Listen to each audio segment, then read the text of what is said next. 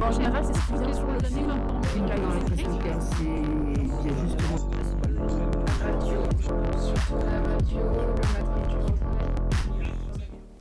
Mesdames, messieurs, bonjour et bienvenue dans cette édition spéciale du Festival de Cannes, ou presque. Vous découvrirez le casting 5 étoiles du jury de cette année. Ils remettront la Palme d'Or. Et il n'y a pas que les acteurs qui recevront un prix, puisque les techniciens sont aussi récompensés. Et enfin, nous irons à la rencontre de ceux qui profitent de ce festival, à savoir les commerçants de la Croisette. Désigner les lauréats de la Palme d'Or du Festival de Cannes, c'est le rôle du jury. Pour présider cette 75e édition, c'est Vincent Lindon qui succède à Spike Lee, entouré d'acteurs et de réalisateurs internationaux. Brieux Le Turmy et Luca Metteri ont fait le point sur le jury de cette année et les personnalités atypiques qui le composent. Ils sont enfin là. Les 8 membres du jury du Festival de Cannes, présidé par Vincent Lindon, sont arrivés sur la Côte d'Azur. Cette année encore, le jury se veut varié, la parité est respectée avec 4 hommes et 4 femmes, et les membres viennent de tous les horizons. Les membres du jury, aucune idée. Tu l'as regardé toi le jury, je sais même plus qui c'est. J'ai vu qu'il y avait Vincent Lindon. Lui, je ne sais pas, non. Vincent Lindon qui est le président, mais le reste, je ne me souviens pas du tout. J'ai regardé que le président, donc je risquerais de dire des bêtises. Si les Cannois n'ont pas bien révisé, ils n'ont pas pour autant oublié qui est le président de cette année. Vincent Lindon, lauréat de la Palme d'Or en 2021 avec Titane, fait son retour sur la Croisette. Dès son discours de cérémonie d'ouverture, il a laissé transparaître son émotion et son amour pour le cinéma. Je suis profondément ému, fier et bouleversé de conduire ce jury exceptionnel, empreint d'une gratitude profonde, d'avoir été choisi par Pierre Lescure et Thierry Prémaux, parmi tant d'autres non moins méritants. Sur le tapis rouge, Vincent Lindon était notamment accompagné par Deepika Padukone. Véritable icône en Inde, elle est classée dans les 100 personnalités les plus influentes du monde selon le Times, notamment grâce à ses 66 millions d'abonnés sur Instagram. C'est plus que Léo DiCaprio. Le cinéma est un outil tellement puissant, un moyen tellement puissant, ça peut avoir un grand impact sur la vie des gens. Ça peut même influencer la vie des gens. Pendant 15 jours, je vais simplement me réjouir devant ce processus de création. Désormais, les personnes composant le jury vont visionner les films en compétition jusqu'au 28 mai pour décerner la célèbre Palme d'Or. Alors Brieux, vous étiez présent sur le tapis rouge. Qu'est-ce que ça fait de couvrir le Festival de Cannes ? Alors Valentine, pour rien vous cacher, j'étais un peu stressé au début, d'autant plus que c'était mon premier Festival de Cannes. Moi j'étais placé tout en haut des marches et c'était une place un peu compliquée pour faire des plans. C'était pas vraiment une place de choix. À un moment j'ai même dû faire basculer ma caméra dans le vide pour pouvoir suivre Romain Duris pendant la montée des marches qui était à l'affiche du film Coupé. Sinon, pour avoir une accréditation, c'était aussi assez compliqué parce que la demande elle est très forte auprès des journalistes. Tout le monde a un marqueur au sol qui détermine en fait sa place un peu sur les marches et c'est pas nous qui choisissions nos places justement. Il fallait faire la demande le matin même pour pouvoir monter les marches et on n'a su qu'une demi-heure à l'avance qu'on était sur les marches, donc autant dire que la pression et la tension étaient palpables, excusez-moi. Sinon pour suivre le jury, on a pu avoir des belles séquences parce qu'on a pu les avoir aussi pendant le photocall et là j'ai vraiment pu me concentrer avec ma caméra sur Deepika Padukone qui est la star indienne et qui fait partie d'une grosse séquence de notre reportage. Sinon l'ambiance elle était très bling bling mais au bout d'une semaine de festival on commence un peu à s'habituer au luxe cannois. Merci beaucoup Brieux d'avoir été avec nous sur ce plateau. Après 2 années de perturbations avec le Covid, la grande fête internationale du cinéma a repris ses dates habituelles. Environ 200 000 personnes sont attendues du 17 au 28 mai pour le plus grand bonheur des commerçants de la Croisette. Victor Combala et Baptiste Boson sont allés à leur rencontre.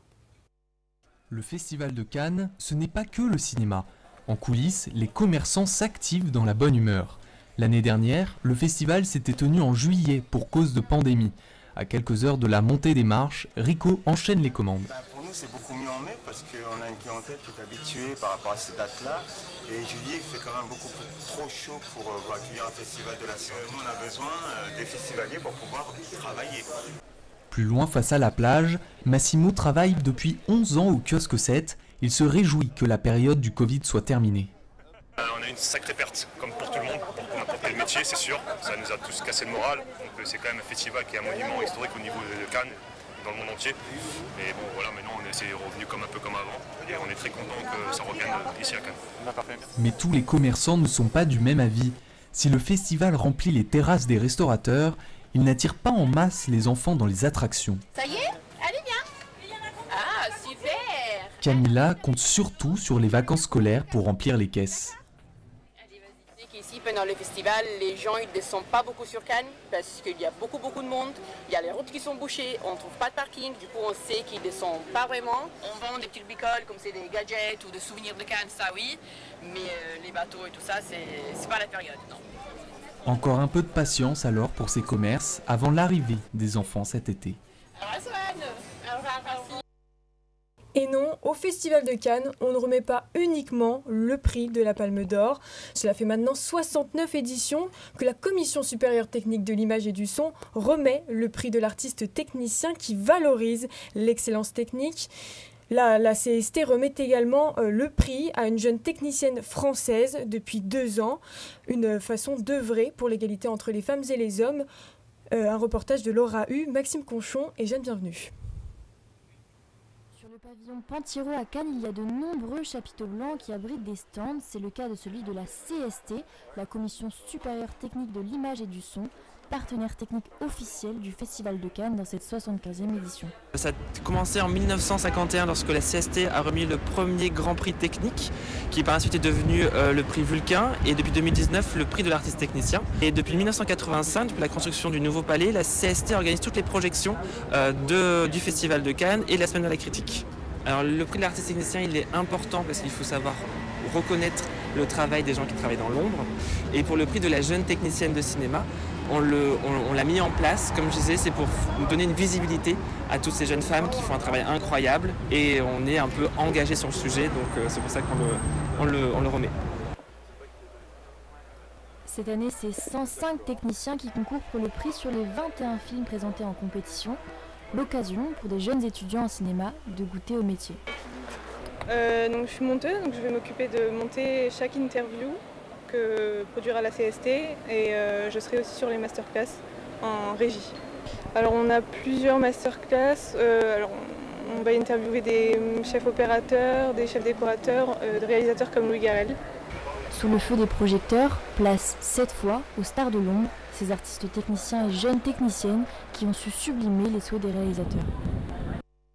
Une formation de maraîcher avec un meilleur ouvrier de France, c'est désormais possible à Cannes, avec des terres octroyées par la mairie. Les détails du projet avec Gaspard Laniel, Édouard Aubois et Marie-Claire Diouf. À Cannes, une école de maraîchage urbain biologique s'est établie dans la vallée de la Siagne depuis octobre. C'est Christian Carnavalet, le président de la coopérative, qui explique ses motivations et ses méthodes. Ce qui compte le plus, c'est de remettre au goût du jour cette méthode de maraîchage que j'ai apprise quand j'étais jeune, qui est connue dans le monde entier, sous le nom de la French méthode française, donc mise au point par les maraîchers parisiens il y a presque 2 siècles, et qui était enseignée dans tous les lycées agricoles jusqu'aux années 1980 et qu'on a abandonné pour faire du modernisme, alors que cette technique correspond exactement à ce que recherchent tous les petits paysans dans le monde. Cela consiste donc à optimiser l'espace disponible sur les terres en plantant différents légumes. C'est une grande différence avec la monoculture. Celle-ci est jugée néfaste en raison de sa faible résistance et de sa dégradation de la terre. Un petit territoire donc plus efficace et plus écologique que les grosses infrastructures. Pourquoi vouloir travailler avec des machines sur des grandes surfaces? Une grande surface, ça veut dire arroser énormément aussi. On arrose beaucoup. Donc il faut savoir que quand on utilise 100 litres d'eau, on n'a que 20 litres qui sont utiles pour la plante. Le reste, un petit peu 20 litres va tomber dans le sol et puis on va en récupérer une partie, mais 70-80% quasiment s'évapore. Tandis que sur une petite parcelle, on va devoir arroser moins. Les cultures sont très denses, donc l'arrosage d'une plante va servir à l'autre. Donc le sol étant couvert, il y aura moins d'évaporation. Et après ça, on utilise des techniques très pointues pour arroser juste au pile-poil au pied de la plante. Ce mode de fonctionnement est viable et devrait être plus largement diffusé d'après Virgile, apprenti en poste depuis 3 mois à l'école de maraîchage. Je pense que c'est indispensable, si on veut avoir une autonomie alimentaire, qu'on ait de plus en plus d'espaces comme ceux-ci et que, plus pour verdir des espaces, c'est important. On a besoin de développer ça au maximum et de promouvoir ce genre de modèle. Les métropoles de Nice stressé par ce genre de projet selon Christian Carnavalet. Une potentielle perspective d'avenir donc pour l'agriculture française. Il était également très attendu. Après 2 ans d'absence, la 5e édition du Play Azur Festival s'est tenue ce week-end à Nice. Un paradis pour les fans de jeux vidéo, de manga, de culture japonaise et médiévale. C'est aussi l'occasion pour certains de mettre en avant leur passion du cosplay, l'art de créer et de porter les costumes de leurs personnages favoris. Il y en a même des compétitions. Jade Sadmi et Bastien Dufour étaient sur place. Du monde, il y en a pour le Play Azur Festival. 13 000 curieux visiteurs sont attendus. Dans les allées, les fans de cosplay déambulent en costumes de tout genre, une discipline qui a même ses propres concours. L'objectif, c'est de faire une prestation sur scène, sur une musique. Alors ça peut être du chant, ça peut être de la danse. Donc cette année encore, le Play Azur Festival accueille les sélections PACA Sud, donc de la Coupe de France de cosplay. Ça ressemble beaucoup au Miss France. Et donc là, on va sélectionner une des personnes de la région PACA Sud. Aujourd'hui, 2 compétitions se tiennent en parallèle, le concours général et les qualifications à la Coupe de France. Donc ça, c'est mon amie Mélanie avec qui je vais faire le concours. Jessica, alias Réré, a déjà décroché son ticket lors d'une précédente convention. Elle vient ici pour profiter avec Mélanie, leur passion depuis 12 ans. Et le palais des congrès de Nice est un vrai labyrinthe. Enfin arrivé devant les loges, c'est parti pour 1 heure d'habillage pour tous les candidats. Les costumes sont enfilés, c'est l'heure des derniers ajustements. Les derniers accessoires sont des petits rubans. Appel final avant que les 17 candidats ne montent sur scène, ambiance décontractée chez le duo habitué des concours. Ça fait très longtemps qu'on fait du cosplay, donc on connaît un petit peu, donc on a moins le stress comme avant, parce qu'on n'a pas l'inconnu, on connaît un petit peu le déroulement par cœur à force. On accueille, s'il vous plaît, 2 personnes, un duo composé de Marunashi et Moronashi, on les applaudit s'il vous plaît.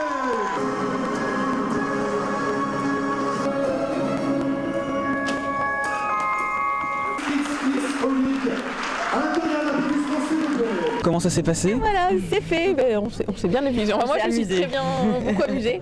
Pareillement, on s'est beaucoup amusé sur scène. Bon après... On n'a qu'une hâte, c'est de pouvoir à un moment donné remonter sur scène. Donc On parle déjà de remonter sur scène là très vite en fait. Aujourd'hui, les amis repartent sans trophée, mais les costumes sont déjà prêts pour la prochaine grosse échéance à la Japan Expo de Paris, où elles tenteront les sélections pour une compétition européenne. Merci à tous de nous avoir suivis sur UJC TV. À suivre le journal télévisé présenté par Jade Sadmi et Lucas Métairie à 11h. Bon après-midi à toutes et à tous. Merci.